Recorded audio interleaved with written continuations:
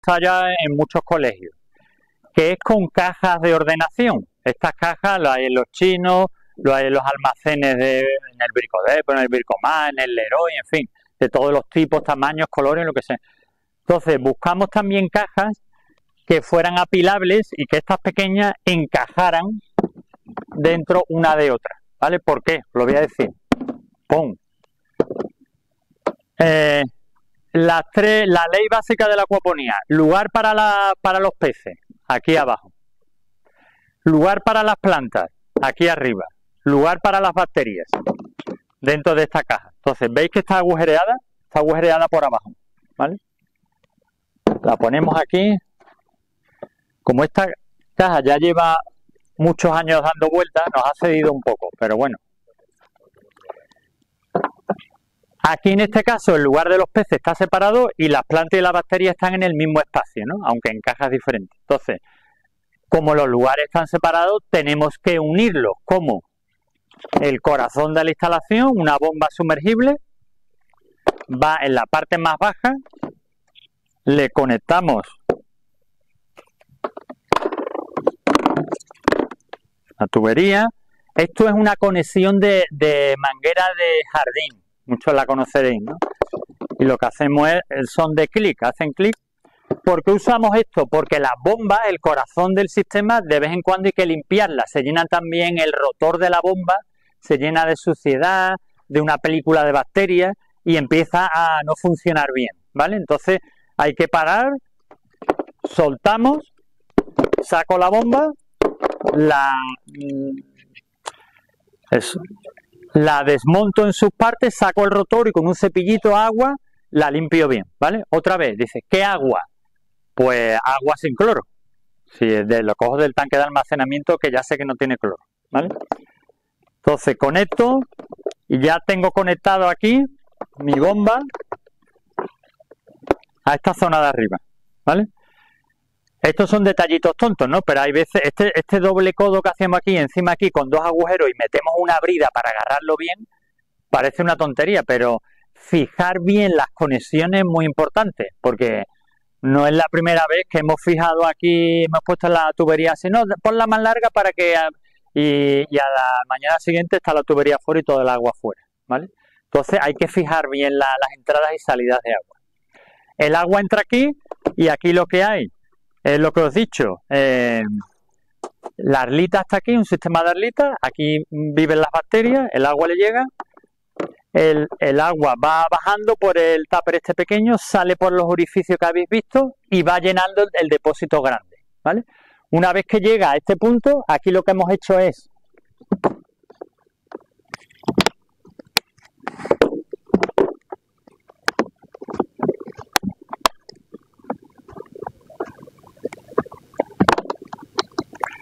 se hace un agujero en la pared por el punto que queréis que salga el agua. No me he traído las herramientas, pero no, se hace con un taladro y una broca o un vaso también. Nosotros utilizamos brocas de corona, que son de diferente diámetro, pues con el taladro te hace el agujero del diámetro que quieres. Y esto lo que son los pasamuros, racores, son piezas que encajan, estos son juntas de goma también, son piezas que encajan en el agujero, tienen una rosca por un lado y un hueco por el otro, y lo que hace es se atornilla. Aquí no he puesto las juntas, pero vamos, lleva junta de goma plana por dentro, junta por fuera, incluso una metálica por fuera para apretar. Esto se aprieta a mano y después con llave de fontanero para apretar bien, para asegurar que no haya pérdida. Y una vez que llega aquí, le conecto el tubo y ya tengo todo unido, ¿vale? Aquí pongo los peces. ¿Qué pongo aquí? En los colegios pues sembramos 3 plantas a raíz desnuda como siempre, los meto aquí. La misma arlita hace de soporte de las plantas. Y aquí en este otro lado, que sobra, esta superficie libre, pues colocamos un corcho con 3 agujeros, 3 cestillas y otras 3 plantas aquí en el sistema de cama flotante, ¿vale?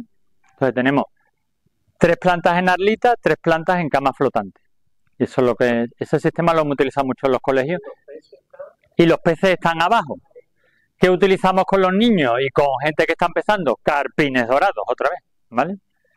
Bueno, ya en los colegios, pues imaginaros lo que se hace, pues, por ejemplo, 3 tomates, 3 albahacas. Después con las albahacas le enseñamos a hacer salsa pesto y hacemos una comida después entre todos. O sea que ya cerramos el ciclo no solo de la acuaponía, la ingeniería, la biología, la química, sino de la alta cocina además.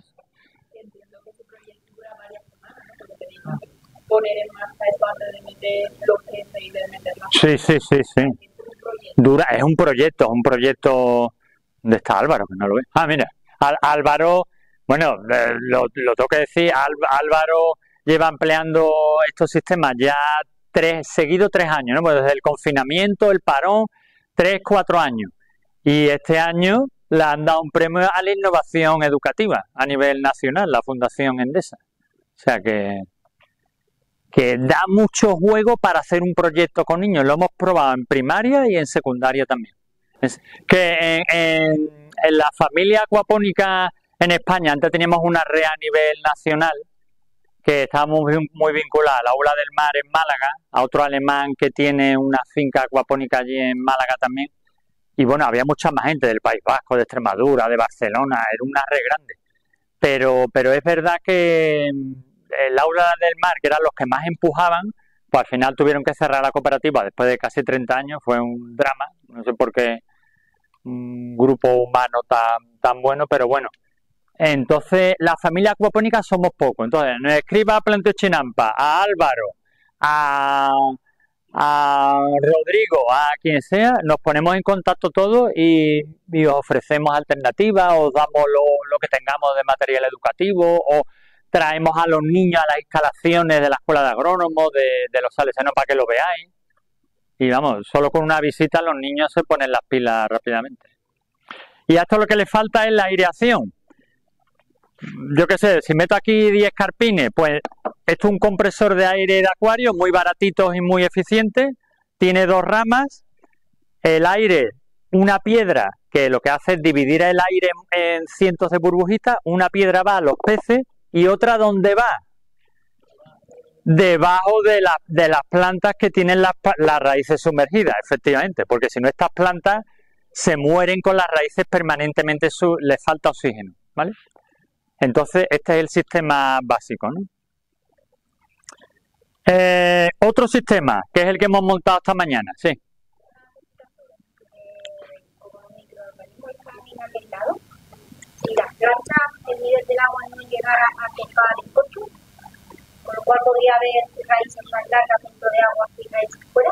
No sé si eso es factible o no es factible. Sí, no les pasa nada porque debajo del corcho, aunque haya una cámara de aire entre la base del corcho y el agua, el ambiente dentro es tan húmedo que las plantas también crecen bien en ese ambiente húmedo. Como yo era con la radiación, ¿la necesitarían? ¿Seguirían necesitando el aire o ya no lo necesitarían por sí misma, ya no estarían totalmente? Puede ser que no lo necesitarán tanto, lo que pasa es que entonces el nivel de agua no llega a desaguar y se te corta el... Sí, pues a lo mejor lo puedes hacer. Mira, no se me ha ocurrido. No se nos ha ocurrido, pero es verdad, si lo pones más bajo, crea aquí una capa de agua y una capa de aire. Sabéis que aparte de la hidroponía, hay otro sistema relativamente nuevo, que las plantas están en tubos de estos en vertical, con los agujeritos, como en nidos, y lo que hay dentro es una pulverización, unos nebulizadores, ya no se llama ni hidroponía, se llama aeroponía. Entonces, en unos tubos verticales le pulverizan la solución nutritiva con un nebulizador y además conectado a un temporizador. Cada 5 minutos, para. A otros 5 minutos, para. O según la cantidad de plantas, la cantidad de nutrientes que necesiten, pues le vas pulverizando más o menos cantidad. Eso se llama aeroponía. Había un norteamericano en Matalascaña que lo hacía, porque vino a uno de los primeros cursos y nos dijo: os invito a mi casa de campo allí, os enseño el tinglado que tengo con peces. O sea, lo que pulverizaba era la solución nutritiva que venía de los peces. Entonces, como los nebulizadores son tan finos, se le atascaban. Entonces tenía que hacer antes una sedimentación mucho más potente, para quitar del agua todas las partículas sólidas que le atascaban los nebulizadores. Pero lo consiguió al final. Un poco el tema de la sostenibilidad. Las placas solares habéis comprobado que funcionan. Pues mira, Eso fue uno de nuestros sueños y lo vamos a probar por fin en los salesianos, porque cuando hicimos esa investigación con la universidad en el Murube, esa era la idea, pero mira, vamos, yo llevo trabajando 20 años en el Polígono Sur y no, vamos, yo evito el estigma del barrio, un barrio de gente mala, que va, hay una minoría muy chunga, muy cácer, pero el resto son familias muy normales. Pero es verdad que tanto ahí como en otra parte de Sevilla, las placas fotovoltaicas que estén accesibles, pues nos las robaban o las destrozaban para sacarle el serpentín de cobre. Nosotros lo que queríamos probar era aquí 2 bombas, bueno, aquí en la instalación esa que habéis visto allí, una conectada a la red eléctrica y otra conectada a la placa, es decir, 2 fuentes de energía. Entonces, los cables van a un aparatito que se llama relé y el relé tiene un sensor o de intensidad de corriente o de intensidad de luz. Mide o intensidad de luz. Entonces, cuando está funcionando la bomba con la placa solar, cuando empieza a atardecer, baja la intensidad y el sensor hace ¡pa! Y cambia a la bomba que toma de la red y lo hace automático. Y al revés, cuando de noche empieza a amanecer, lo detecta el sensor y hace ¡pa! Y le pasa.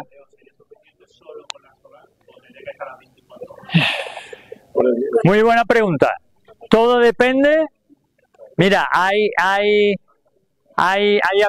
acuaponía familiar que ahora cuando explique este sistema, hubo una comunidad, bueno, sigue existiendo una comunidad acuapónica que nació en Australia y que hay productores acuapónicos que probaron ese sistema. Además lo decían con mucho cachondeo, como diciendo, qué miedo, voy a apagar el sistema, ¿qué pasará cuando me levante a la mañana siguiente? ¿Habrán muerto los peces? Entonces, a ellos les funcionó, pero la clave está en la cantidad de peces que tengas aquí. O sea, la principal demanda de oxígeno no es ni de las plantas ni de las bacterias, que también caen si no tienen oxígeno. Los que primero caen son los peces. Entonces, en estos tanques, nosotros en la instalación que os enseñamos antes, llegamos a tener hasta 22 kilos de peces en 1000 litros de agua. 22 kilos de peces en 1000 litros de agua, como hagas un ciclo de 12 horas de bomba y 12 horas parados sin circular, muertos todos, ¿no? Pues de hecho nos falló una noche, no fue noche, que se descolgó el desagüe y los que lo estaban vigilando no se dieron cuenta y no hubo recirculación de agua en el tanque. Pero entonces ahora, si yo aquí en lugar de 22 kilos tengo 1 kilo, 2, 3, pues seguramente sí puedo hacer eso. Me ahorro la energía de 12 horas de bomba y solo utilizo pues durante el día la energía solar.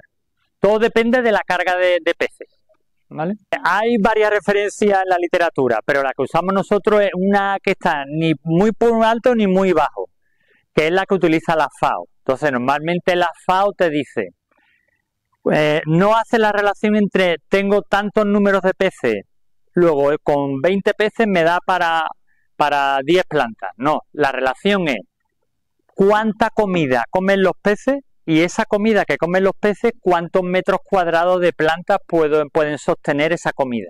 Porque claro, las plantas se nutren de lo que comen los peces, que después liberan desechos, las bacterias transforman los desechos y liberan sales minerales para las plantas. Luego, la relación es qué cantidad de comida comen los peces y esa comida para cuántos metros cuadrados de plantas me da.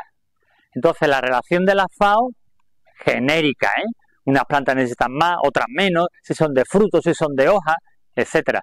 Pero a nosotros siempre nos ha funcionado bien. 50 gramos de comida de peces te da para 1 metro cuadrado de plantas, ¿vale? Eso es lo genérico, ¿vale? Durante la mañana le damos restos de verdura del huerto, principalmente berza, acelga, y por la tarde le damos un pienso vegetal que también se lo comen perfectamente. Entonces ahí estamos consiguiendo esa sostenibilidad que queremos para no depender tanto del pienso comercial de materias primas de origen marino. Porque aparte ese pienso es caro, es tela de caro. Entonces, ¿La carpa? No, es que esa carpa todavía no.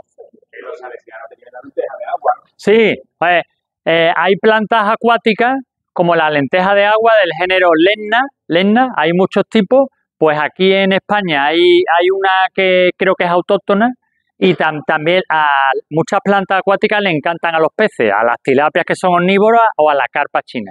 La carpa china, tú sabes que las especies una vez que la prohíben tienen que ser exóticas e invasoras, o sea, que se demuestre que han invadido cursos de agua, lo que sea. La carpa china es exótica, como la tilapia, pero no te la prohíben porque no es invasora. Pero tú dices, por ahora. ¿Por qué? ¿Por qué? Porque en Cataluña hay carpas chinas y además la carpa china es muy, muy, muy difícil de reproducir. Se la llevaron a Estados Unidos porque es capaz de comer 10 veces el peso de su cuerpo en vegetales diarios. Entonces los canales de riego y los embalses estaban a tope de plantas acuáticas invasoras como la azolla y otras plantas, y estos bichos lo limpiaron todo. Entonces lo importaron porque dijeron, como es un pez que en el medio natural es muy, muy difícil que se reproduzca, porque la mayoría de los peces pegan los huevos al fondo y estos son huevos flotantes que la corriente se los lleva y es muy difícil reproducir eso en zona controlada o en una zona de aguas tranquilas como una laguna, un embalse, ahí no se reproduce. Pues se ha reproducido. Ahora tienen un problema en Estados Unidos con la carpa herbívora china. Pero la clave, por ejemplo, la tilapia. Nosotros hemos usado mucha tilapia y en España llevan 20, 25 años con tilapia. Antes había dos criaderos, ahora no hay. Nosotros la tenemos y es que se reproduce sola. No hace falta hacer nada, se reproduce sola. ¿Qué es la ventaja de la tilapia, aunque sea exótica? En 25 años estoy seguro que ha habido algún majara que ha tirado tilapias al Guadalquivir o en el Ebro o donde haya sido. Siempre aquí en Sevilla hay un punto especial para los majaras que se cansan del acuario y dicen, ay pobrecito, no lo voy a sacrificar, lo voy a tirar al río, el lago de los hippies, al lado de la esclusa. Ahí hay primos de las tilapias que son la familia de los cíclidos, chanchitos, pero son todos cíclidos de aguas templadas frías. La tilapia es agua de un pez puramente africano de agua templada cálida, su temperatura óptima son 28 grados y cuando baja de 12 muere, ni se reproduce, por debajo de 20 ya no come. Entre 20 y 12 empieza a tener enfermedades por un tubo y a los 12 se muere. Entonces estoy seguro que en 25 años han tirado tilapias a los ríos seguro, pero no se ha encontrado ninguna todavía. Carpas chinas sí en Cataluña. ¿Por qué? Porque es un pez adaptado a temperaturas más frías. El koi es una carpa. El koi está prohibido porque es una carpa. El tema de la carpa ya muy discutible, ¿eh? Lleva siglos en España y la han prohibido después de muchos siglos. Entonces, pues bueno, es muy discutible. Pero bueno, mi amigo Carlos Fernández de Biología de Córdoba, con él me ha encantado discutir horas ese tema. Pero bueno.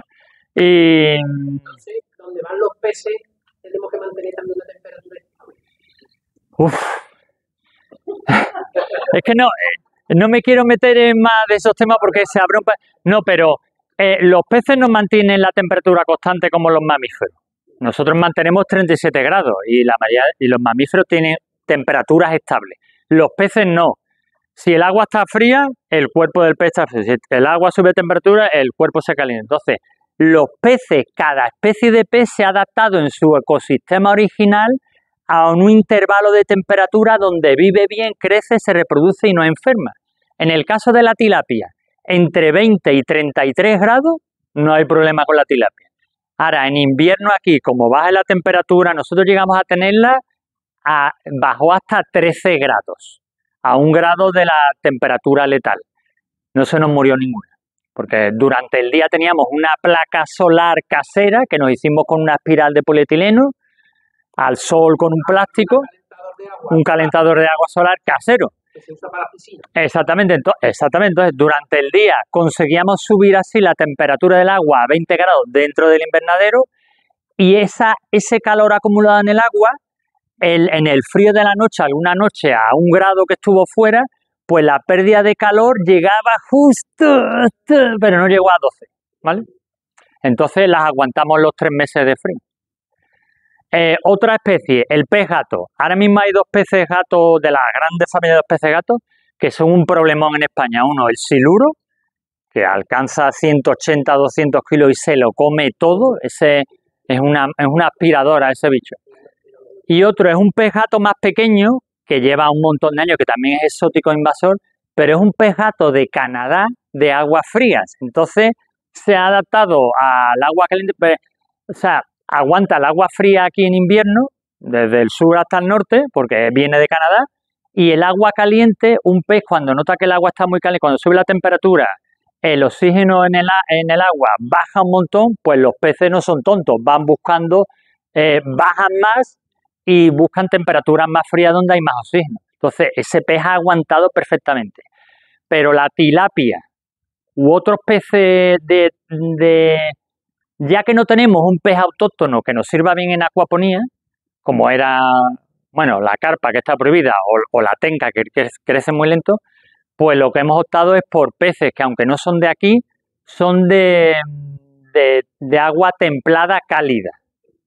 Entonces ahí nos estamos quedando en peces como la tilapia, ¿vale? Este es un sistema hidropónico que compró Rodrigo en los chinos, por AliExpress, que le costó 30-40 euros, es muy barato y en principio es hidropónico. Entonces lo que haces es, tú tienes el sistema, bueno, aquí en el recipiente opaco metes el agua y mezclas las sales minerales, aquí no hay bacterias por ningún lado, ya están las sales minerales en saquitos en botes y la bomba y una bombita dentro del depósito es la que eleva el agua hasta el primer tubo, esto lleva una boquilla, el agua circula por el primero, cae al segundo, va haciendo ese y por este tubo vuelve al depósito, tiene que estar en alto, ¿vale? Entonces, estos son muy baratos, 30-40 euros, entonces también los utilizamos en los colegios. En principio, como hidroponía, ahora, si yo aquí, en lugar de esto, utilizo un recipiente translúcido, un acuario, un pequeño depósito y meto peces, pues estoy haciendo lo mismo. Lo que pasa que ahí estoy ya con el ciclo natural. Es decir, materia orgánica, bacterias y minerales. No los minerales disueltos directamente como la hidroponía. Sabéis que la hidroponía en la Unión Europea no está considerada como cultivo no ecológico. ¿Por qué? Porque las sales minerales que te venden vienen de producción de química de síntesis industrial.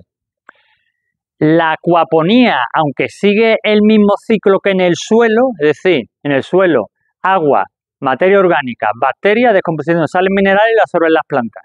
Aquí es lo mismo, pero sin suelo, con agua. En Europa no está admitida la acuaponía todavía como ecológica. En Estados Unidos y en Australia sí la certifican como ecológica. ¿Por qué? Porque sigue el mismo ciclo de los nutrientes. Materia orgánica, bacterias, sales minerales, ¿vale? Pero en Europa no se considera. ¿Por qué? Porque las plantas crecen en condiciones hidropónicas. Aunque lo que comen viene de un ciclo natural gracias a bacterias. Entonces, ahí hay una discusión de hace tiempo. Entonces, lo que hacemos en los colegios es, utilizamos este mismo sistema y aquí abajo ponemos peces, pocos peces, ¿vale? Y lo mismo, la misma práctica que utilizamos con los niños para acuaponía como recurso educativo.